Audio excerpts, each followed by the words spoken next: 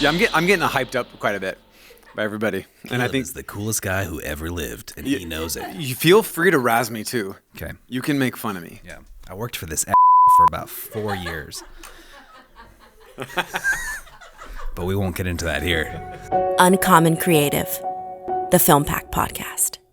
So this is a really fun guest for me. You know, I get on this podcast, I got the opportunity to, interview a lot of people in the industry. Filmmakers, creative professionals, people of all kinds. This is a little bit different today. This guest is those things. I've also known him since he was 17, kind of helped mentor him along a little bit on this journey. And so we have Daniel Odegaard on the podcast today. Thanks for joining. So Daniel, before I get into, really hitting you with the hard-hitting questions, maybe just tell us a little bit about yourself, a basic introduction. Yeah, awesome. Oh, you give yourself so much credit. My name's Daniel. I'm a filmmaker, videographer, whatever you want to call it. I think some filmmakers are too proud to be called videographers, and some videographers fancy themselves filmmakers, but it's basically the same. Synonymous. Same damn thing. I've been working in the film industry for probably about 10 years at this point. I was employee number 3 at FilmPack. I run a digital agency that serves brands like Frito Lays, Doritos, Keurig, all of those major food and beverage CPG brands. Yeah. A lot of advertising. I also run the largest wedding video production agency on the West Coast. Nice. And I wear a lot of hats. Yes, you do. I've seen those hats. I wear a few hats. You wear even more, I think. So, I introed you a little bit. I got to know you at a young age. So that was I think age 17 maybe. I think that's Tell me, right, I guess, yeah. So I already know the answer to this, but what did you want to be when you were younger? 16, 15, in your teenage Daniel, what did he want to be? I think that I was in the minority of people when I really knew what I wanted to do since I was a child. I think that young boys and men, they look for role models. They look for father figures and older brothers. And for me, it was a kid who lived down the street whose name was David. He was about 5 years older than me and the rest of my friends. And he was like the cool older brother. And he...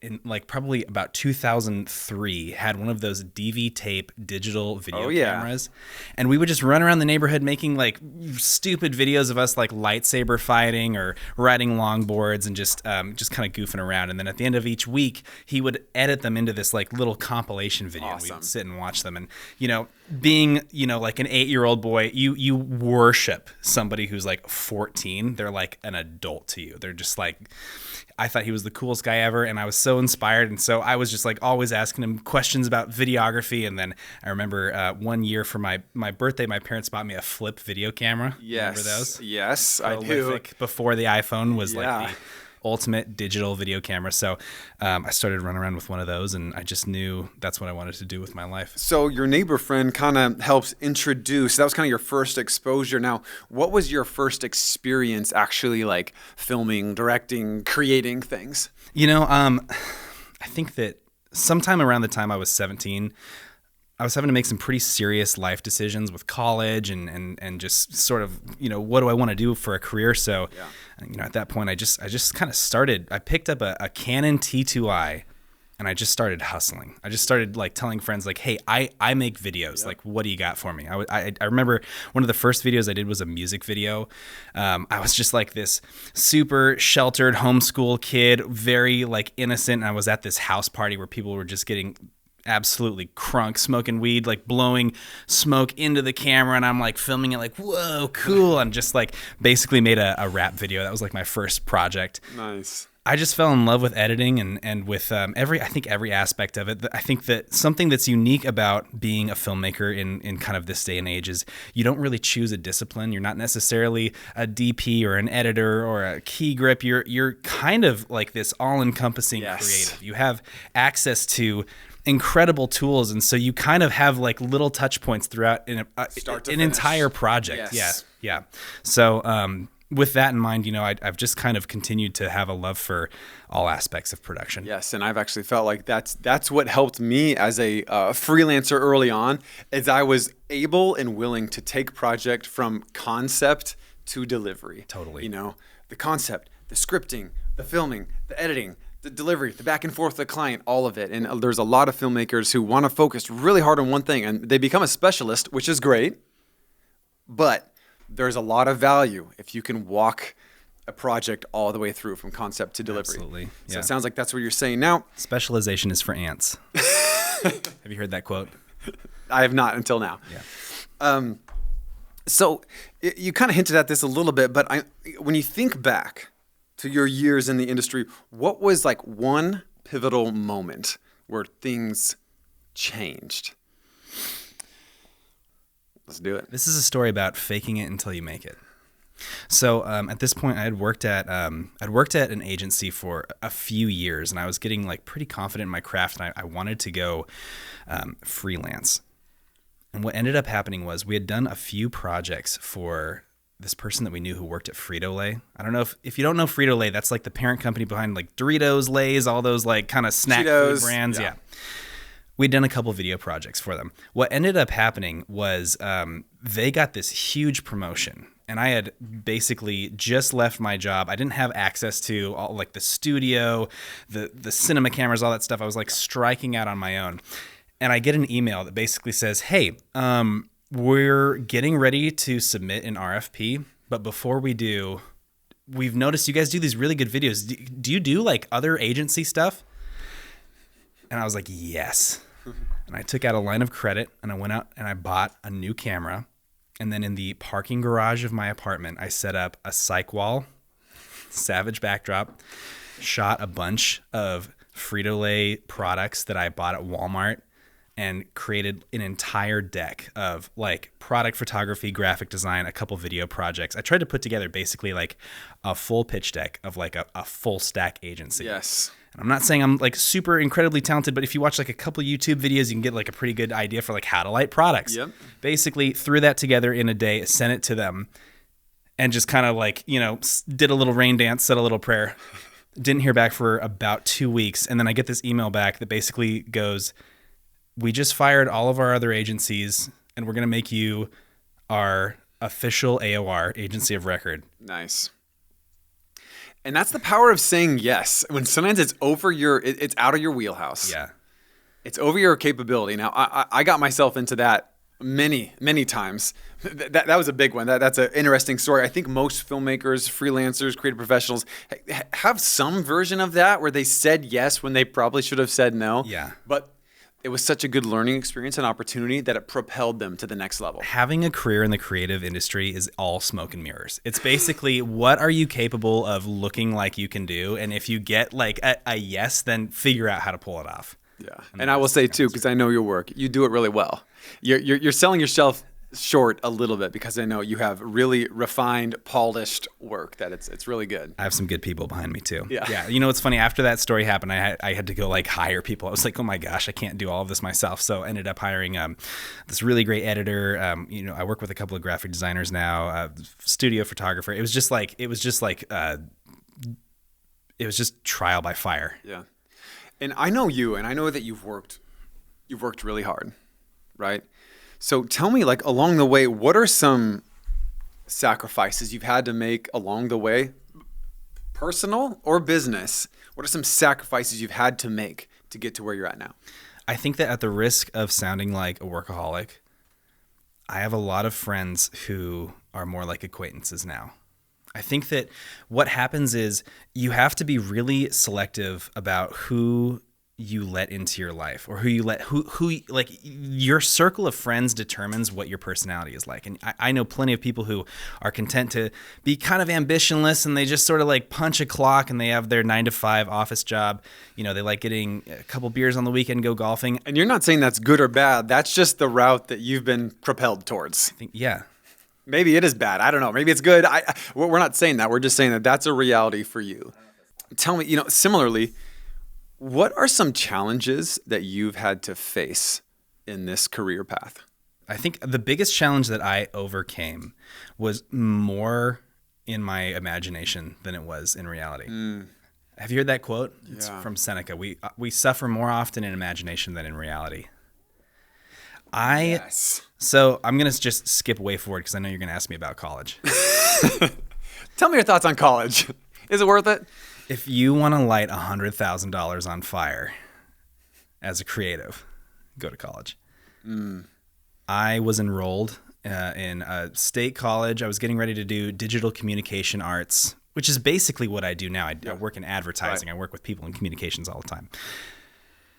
What ended up happening was I felt like I was staring down the barrel of a gun. I remember I was actually like touring classrooms with my dad, and I got choked up, and I told him, I was like, I don't know if I can do this, because I knew the financial implications, and I had this sense, I was watching all these Casey Neistat videos at the time, and I'm kind of going, I don't think that this industry is going to be the same when I'm out of this college. I think if I start now, by the time I graduate, things will have changed already. And that's kind of what that's just sort of what I've seen happen. I think that the tools of our industry have become so accessible, and people don't really hire based on your educational background. They're not going to ask if you have a bachelor's degree. I don't even ask. I honestly don't know where any of my employees, what they did for college, and I don't care. Exactly. Yeah. I don't think that anybody actually cares what your degree is in. And so what I was struggling with was I'd done a couple classes at the local community college. And I remember taking studio photography. That was a course that they offered. And the teacher literally would plunk himself down in a chair in the back of the classroom, and on the projector, we would be watching YouTube videos showing how to do studio photography. I'm going like, this information is free. Why am I paying for this class? I can completely learn this on my own. Now, that format, maybe that works for some people. It works for some people. Some people need the external discipline of a course, and here's consume this information in a linear way. But it doesn't build entrepreneurs. It doesn't build entrepreneurs, and doesn't build character. If you're not, that's a tough reality, but I think that's true. If you're not hungry for it, then I think this is the wrong industry for you. Yep. Love it. That's a bold statement. I like it. I'm going to be exiled from all my University of Oregon alumni emails and groups after this one. All right.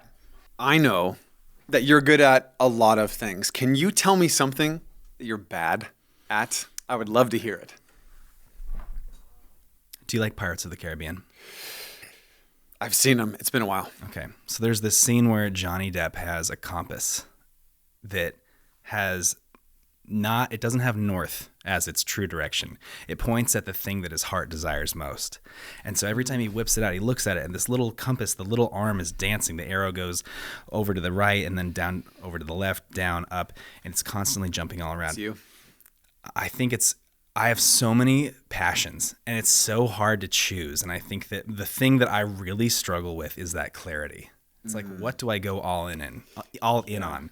I think same. It's like, don't half-ass two things, but it's really, if you try really hard, I'm convinced you can whole-ass two things. I had a friend tell me once, he's like, Caleb, this is a true story. He's like, you think that you're a jack of all trades, you're actually a jackass of all trades. And I was like, oh my gosh, you're right. This was like 15 years ago. I'm like, you're right. I need to find a specialty. I'm like all over the place creatively. I'm like writing songs, music. I'm doing my suit and tie stuff. I'm like doing video on the side. And he's like, you're a jackass. And I was like, dang, that's a hard truth that I need to hear. And that actually kind of shifted my mindset. It's like, you can only specialize in a couple of things. Do you know that full expression? No. Most people say a jack of all trades, but a master of none. Yes. They don't know that it ends with, but a jack of all trades, but a master of none is better than a master of one. Interesting. You like that? Yeah, it's a good one. That's good to know, maybe something that you've struggled with. I know you personally and professionally, but I want you to tell me, don't be humble. This is a time to not be humble. I want to hear what you're really good at. Can you tell me something you're really good at your core, the core Daniel? What does he specialize in? I think I'm good at being a yes man. I think that's something you are. That's something you get. You get advice these days. Books like Essentialism or The One Thing. I think that a lot of voices in the professional world are telling you, "Hey, specialize and say no to things." I think that, I don't know, I'm coming out of the early part of my career at this point, and my opinion is say yes to everything. Yeah, that's what I used to do. Say yes to everything. It's like, and obviously you're going to burn yourself out. That everything comes, there's limits to each analogy, but I think that if you're offered an opportunity that you're not even fully confident that you can pull off, my goodness, yes, there's a challenge. Just take it. I think that too many people too many people think that they can like sort of manufacture the moment where their career takes off. I fully believe that luck is when preparation meets opportunity. Agreed. And at worst, that yes that you maybe should have said no, at worst, it's a learning opportunity. Totally. I remember I was making, videos and stuff, and then I had this one dude, I don't know, a friend of mine recommended me. He's like, oh, this real estate broker needs a website. Can you build him a custom website? I'm like, yes. At the time, I was still working full-time, suit and tie, cubicle. This video creative stuff was my side hustle. I'm like, yes. Now, that project was a train wreck. It was a disaster. I had no idea what I was doing, but I learned how to use WordPress. Yeah. I learned how to build websites. Sure. I applied that knowledge to my own portfolio website, CalebRexis.com, and then later on, filmpack.com, right? And so I think there's real value, there's real learning opportunities when you say that yes, that's kind of a stretch. Totally. And there's something else that happens there too.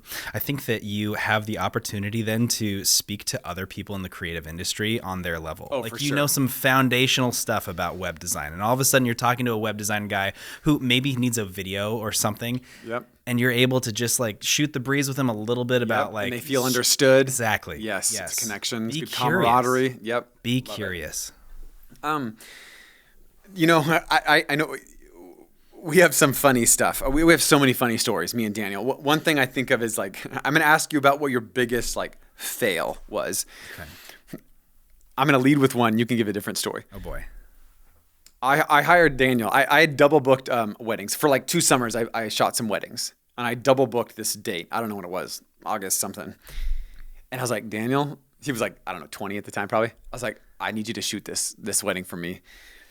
So he shoots it. And you can take the story from here. You're understating what it was. This was not just, I had shot like one wedding at this point. Also, by the way, just like a total aside, people think that the wedding industry is like what you do when you're trying to get into videography. I am like 8 years deep, and I'm convinced it is maybe the most like fulfilling creative outlet. Yes, it's pretty cool.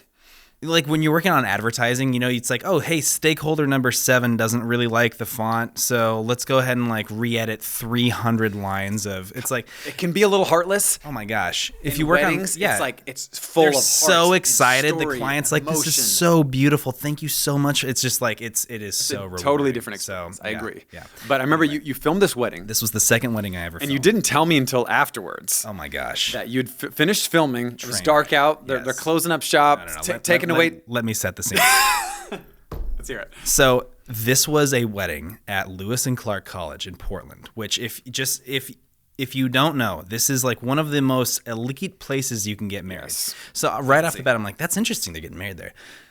It's like a $200,000, some like oligarch's nephew is getting married. It is like it's the ritziest, most opulent. There were at least 1,000 guests. They had probably 4 different tents. There were like circus animals. It was insane. So I'm walking into this with my rented Canon 5D. Well, and I remember, sorry to interrupt, but I remember I sat you down. Yes. At my desk. I remember upstairs at my old house, and I was like, these are the shots you have to get. Yeah. And I think you still follow some of these formats. I was like, you have to get the first kiss. Yes. You have to get the bride walking down The aisle, yeah. Everything else is kind of extra. Right. You have to nail those shots. Yeah. Anyway, you can take it from here. Anyway, so I was just, I felt like I was killing it all day, honestly. I was just like, yes, this is my moment. I'm finally like shooting a wedding that most wedding videographers would probably wait, and like, it would be like 4 years into their career before they're doing this level of wedding. I'm just like thrust into it. But I was just like excited and ready to be there. What ends up happening is it is like 1 o'clock in the morning. People are leaving. Everyone's drunk. I'm just like exhausted. It's dark. They're turning off the lights. Yes. And at this point, I'm like putting gear back into my car, and I realized that I'm missing a camera card. And I was like, shoot. I had the camera card. Well, so I was like, I came in with 4. Why do I only have 3? So I like play back the footage. I realized that the camera card that had all of the wedding ceremony footage on it is just gone. Slightly important. Ever so slightly. So I'm like I'm walking around the grounds of this empty college. At this point, it's like 2 o'clock in the morning. I have my flashlight. I'm going through in my head, I'm going through conversations with like how to convince them that the ceremony footage really isn't that important. Like, you don't really need that. Praying. I ended up finding it about an hour into this trek. I'm just walking around with a flashlight. It ended up being in the wet grass sitting next to the head table. And I was just like, thank you, Jesus. And I think that brings up a good point, is that as freelancers, as creatives, like the burden sometimes that we carry, it's like, it's heavy. Oh, yeah. It's like, dude, if you screw one thing up, yes, you just like, you shit the bed on everything, the whole project. And you're feeling can't afford to miss. You're feeling my pressure. Yeah. You're feeling bride and groom pressure. You're feeling like your career future pressure all in one moment. Like, I got to find this card in the grass. Yeah. So anyway, that's it. Are there any other like major kind of catastrophic fails that come to mind? And hopefully there's kind of a silver lining of like a learning experience. Okay, I'll say this. This happened when I was like really early in my video career. It's actually, so funny story. The groom from that wedding ended up like loving the wedding video that I shot for him. Wouldn't have been the same story if I hadn't found that card. And he ended up hiring me to do a bunch of corporate work. This is just how it works. When you do like really ritzy weddings, you end up finding like really powerful people in the career world. So he was like, hey, come do videos for my it was like, I think it was like a tech company. Basically, I'm like just wet behind the ears, videographer, no idea what I'm doing. And I decided that I was going to rent this Airy light kit, Ari, however you say it. It was like a 3 foot by 6 foot suitcase that weighed like 400 pounds. And I'm dragging it through the streets of Portland. Downtown Portland. I was wearing a suit. I was like sweaty. I was just like sweating. Why are you wearing a suit? I have to do this. Why were you wearing a suit? I just thought it would look good. I don't know. I was just trying to be professional. And this video, I'm interviewing the CEO. And I show up and I was wearing these like stupid rubber shoes. And anyway, they had like one of those sort of like cool, trendy tech offices. And the carpet was like turf grass instead of just carpet. And like, just fun fact, if you were wearing rubber shoes on turf grass, it electrifies your body. Every time you touch something metal, it's like getting hit on the finger with a hammer. So I'm like setting up these lights and I like reach for the C-stand. I'm like, oh my God. Oh, wow. You're already nervous. I don't know. I don't mean to sound like a pansy, but like if you're getting like just static shock, it's like it can be a little bit like torture, honestly. You're just like super nervous. So anyway, I'm just like getting like statically shocked and I'm like trying to grab these lights and the lights ended up being like these, like they get like 400 degrees and you can like see the heat rising off them. So I'm just like drenched in sweat and shocking myself. And, I don't know. I think these are just some of the things that you have to go through. I think so. I think as an artist, you're not going to have a comfortable experience. Yes. Every single time. Totally. And I think we get this reputation as we're like, kind of out there and thinking like, I think people underestimate the amount of focus and determination it takes to actually execute and finish a project and perseverance. And like I told a story earlier of like stubbing my toe during the middle of a shoot on this like intense rock and my big toe is just like gushing blood. And I'm just like, everything's fine. Let's move on. I think people underestimate how much perseverance and determination it takes to really take it through completion. I would take it to another level. I would say that a lot of people, especially in the film industry, I think people they're guilty of being a little arrogant. And I think that they expect that they're going to show up and there's going to be like a glass of ice water and a chair for them. It's like, no, check your pride at the door. Like you're here to work. Yeah. I think of even like me and my assistant Celeste. I remember we were organizing our studio and we had to move this huge, 600-pound vocal booth, like a little unit thing that you can record voiceover and stuff. We moved it across our office, like it's a 1,000 square foot office. That was like the biggest physical feat we had done together, just pushing. And there's so much extra stuff with being a creative professional that people don't think about. I think via Instagram, TikTok, they kind of see like the behind the scenes and like, I look cool and I'm wearing a tight black shirt and my biceps look good. And like, here's this really cool camera. It's like, hey, the reality is it is a grind. It is a grind to be a creative professional. Yeah, I think that the common thread here is you have to be scrappy. I think that people, people expect that they're, I don't know. I've been on set of some pretty big shoots, commercial shoots. I've been on TV sets.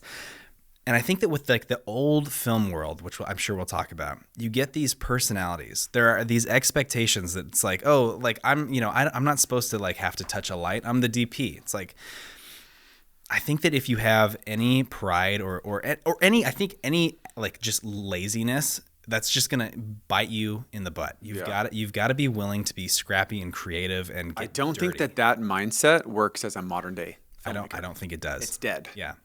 It's dead. It died. You can't be too good to do something that has just like a little bit of shame attached to it. Yes, and I hope that someday my employees would be able to look back at Caleb, boss, manager, whatever you want to call me, owner, whatever, founder, entrepreneur, and be like, hey, that guy was a servant. Yeah. Like he was coming in and like cleaning. He was carrying stuff when I didn't feel like it. Right. He powered through the end of shoots and long days and all that. I hope that that's the story. Hopefully I can keep that up. I feel like I try to bring that to the table. I probably fail sometimes. I think that one of the best examples I've seen of leadership was actually one of my first jobs. I worked in this like creative agency inside of this company, and the CEO of this company would he'd bring coffee to people. He would show up with like a cart and he had personally gone to Starbucks. And he would give people coffee. Yeah. And maybe if you're a CEO, you don't necessarily have time to do that every single day. But it just, to me, to see that, I was like, okay, yeah, you have to be humble at all levels. Yep. So we've been able to actually work together for many years. Tell me like one or two things that you've maybe learned from me. Choose joy. I remember you saying that to me on one day when I was particularly frustrated with a project. Choose joy. Mm-hmm. Your happiness in your career and in your life is totally up to you, even in the worst of circumstances. The second thing you said was be interesting. Yeah, and that applies. I think on the first part, comparison, it's really easy in our industry to be like, oh, this dude, this YouTuber's doing this, and this director's doing this, and they're making money, and this one got this, licensing deal, and this film here. Comparison is a joy stealer. It totally is. So that's why I go back to you have to choose joy. Yeah. Okay. So that's that part. And the be interesting part is like there's 8 billion people in the world. There's about 7.5 billion not interesting people. So like be original and be interesting, and that's going to be reflected in your artistry, in your creative, in your work. I think I could riff on that a little bit too. I think that the idea of be interesting, taken at face value, that just is kind of a dumb quote, but when you really think about it, I think that it's almost an invitation to make impractical choices with your life. Whether that's being a creative who wants to work in the creative industry instead of being an accountant, whether that is buying the broken down, unreliable, but really cool looking car that you could have as a passion project, or whether that's, spending a disproportionate amount of your time working on a passion project. I think that there are always going to be those voices that say, this is not the appropriate, this is not the established way to do things. And I think that sometimes you need to push past those voices and just be like, be interesting. Yeah, and it's a willingness to be vulnerable too, with the stories you tell, with the emotions you share via video, medium, photo, whatever it is, songs. It's being able to be vulnerable, show some of your emotion. That's a real feather in your cap. Yeah, so. I agree. All right, Daniel. If you're anyone in the industry right now, you're kind of like, it's a little bit of chaos with AI, artificial intelligence. Tell me what is going on here? How does that impact creatives in our industry? Tell me your thoughts on that. One of the first career experiences I had with a studio was I rented a small space inside of this old guy's professional photography studio. Yes. Basically, he just had a million stories from the world of advertising in the 80s and Hasselblad and film and all of this stuff. And he was a really interesting guy, but he was also super set in his ways. And I remember just this sense of resentment that he had. Stuck in 1985, maybe. Yeah, he was toward digital photography specifically. And he was like, oh, anybody can pick up a camera now. It's not special anymore. And I'm kind of sitting there going I think you're mad because you can't determine the direction that the industry has moved. Yep, exactly. And also because you got comfortable and now you're uncomfortable again. Where am I going with this? Here's what I think. AI is an opportunity.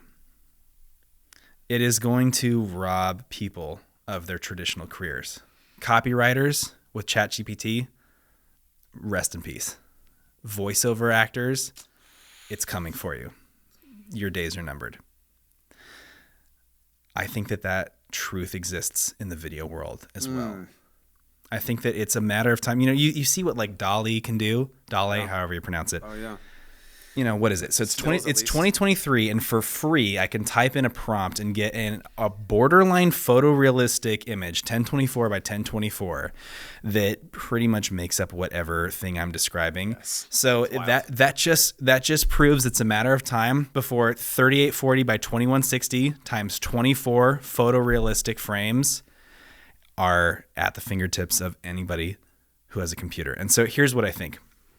Where does this all go? In 10 years, 20 years, are there going to be creative agencies with 40 people working at them with, all kinds of unique, cool, different disciplines? Probably not.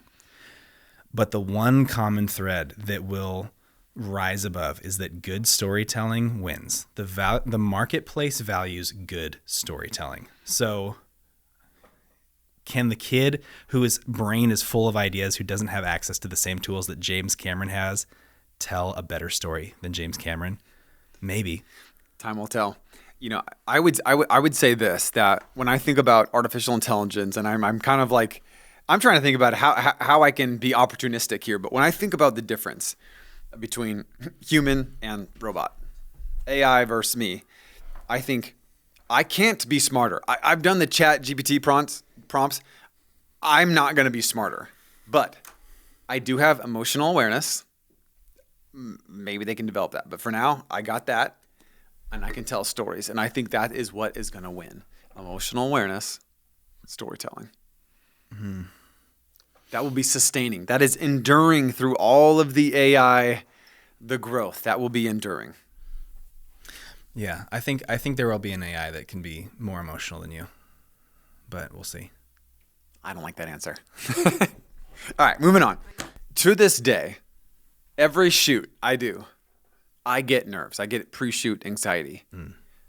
I can't help it. I don't even actually know why it happens. I try to remind myself of some certain things of like, hey, I can do this. I've been doing this. I chose this. My identity is not found in this. How do you deal with that pre-shoot anxiety as a DP, as a director? Detach. Jocko Willink, Discipline Equals Freedom. One of my favorite books. Amazing storyteller and writer.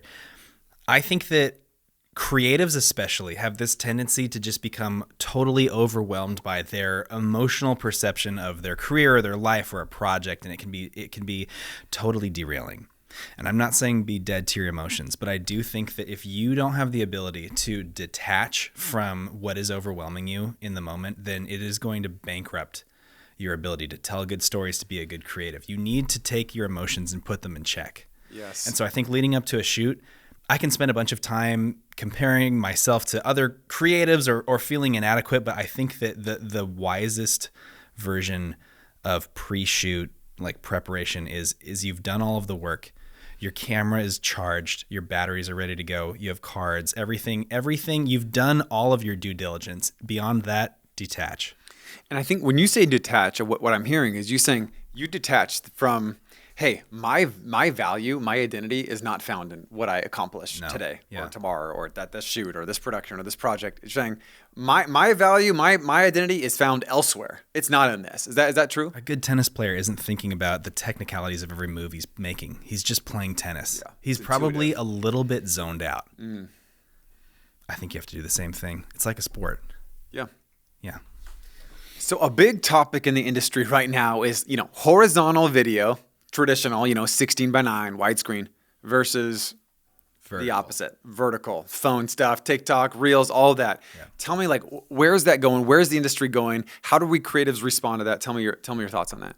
Well, you're a big anamorphic guy, right? I am. You're a fan of that ultra widescreen. I am. So the brand name for that was CinemaScope. Mm-hmm. As you might know, a traditional 35 millimeter film strip is a 4:3 aspect ratio. Yep. It's almost square. It's not widescreen. Yep.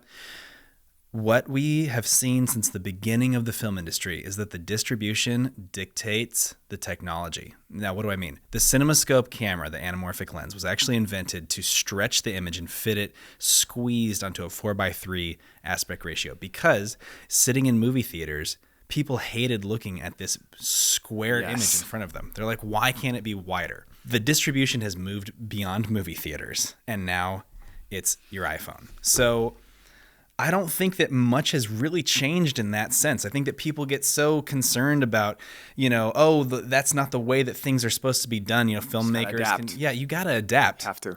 At the end of the day, it's like, are you a filmmaker? Are you a videographer? You're really just kind of a content creator, like the visual media that you are creating is going to be consumed in all kinds of ways. And if you're afraid of vertical video, I think you're selling yourself short.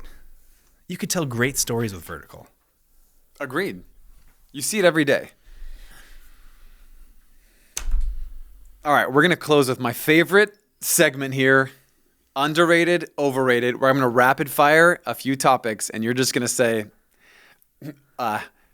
underrated or whatever. I don't know the thumbs up, thumbs down. Let's go. Underrated or overrated, okay? Cool. You ready? Yeah. Let's lay it on me. College. Extremely, extremely overrated. Red cinema cameras. Overrated. 8K. Overrated. Vertical video. It's not overrated, but it's not underrated, but it's, good, positive. AI. AI's impact on the industry. Underrated. Yes. Correct. Wealth.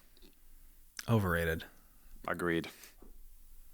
Productivity software. Overrated. Agreed. My gosh, I can do more with this Google spreadsheet than you can with Asana and Slack and ClickUp and all of those stupid No tools. offense to Asana and Slack. If you guys want to sponsor the podcast, Offense we're down. intended. We'll revise this and we'll make it positive. Made my life so terrible. Instagram. Overrated. TikTok. Hyped, but underrated. Okay. And here's why. Can I just riff on that for a Yep. second? I think that people think TikTok's going away still. I'll have conversations. It's not. I'll have conversations with my uncle who's like 70, and he'll be like, "Oh, they're gonna ban TikTok." They're never gonna ban TikTok.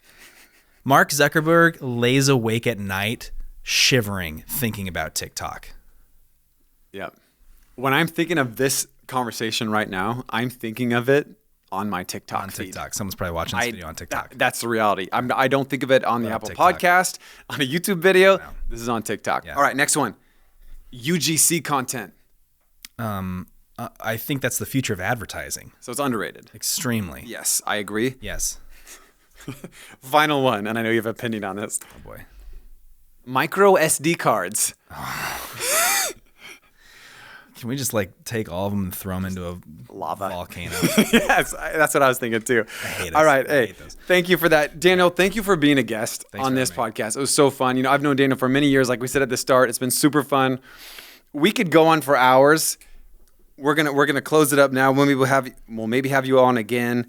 Thank you for sharing your wealth of wisdom. And I know you feel like maybe you're young or maybe you didn't go to film school. You don't do things the right way, but you have a lot of value to offer.